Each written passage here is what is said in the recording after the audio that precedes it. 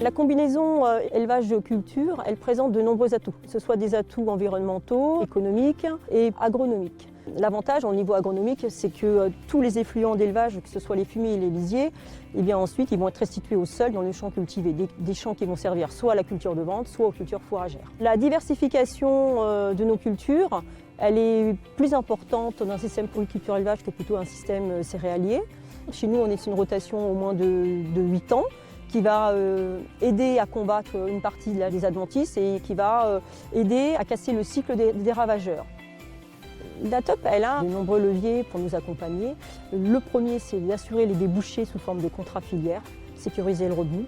En deuxième, elle a la possibilité avec l'ensemble des techniciens de faire un appui technique fondamental pour nous épauler dans une démarche qu'on soit installé ou nouvelle installée dans un nouvel élevage.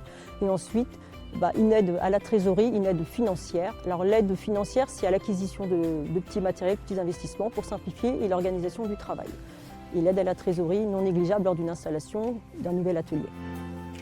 En 2019, nous, on avait souscrit un contrat tripartite avec Natop, Lidl, Socopa pour valoriser la viande. On avait sécurisé un revenu. On est parti d'un prix à 3,63 € du kilo. On avait 40 centimes de plus par rapport à la cotation du marché.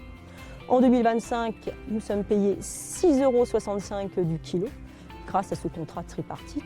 Donc j'ai déjà une sécurité au niveau de la viande, la valorisation de toutes mes vaches de réforme, de mes bœufs d'engraissement que j'ai fait, que j'ai même développé depuis, puisque j'ai la sécurité du revenu et le débouché. Cette résilience que apporte la polyculture élevage, c'est parce qu'on a un revenu qui est issu de plusieurs sources par rapport à la diversité de nos productions, et ensuite parce qu'on est quelque part un peu moins soumis aux aléas de la fluctuation des prix, aussi bien de l'achat des engrais ou la cotation du blé, par exemple, la cotation des céréales, le lin ou de la betterave.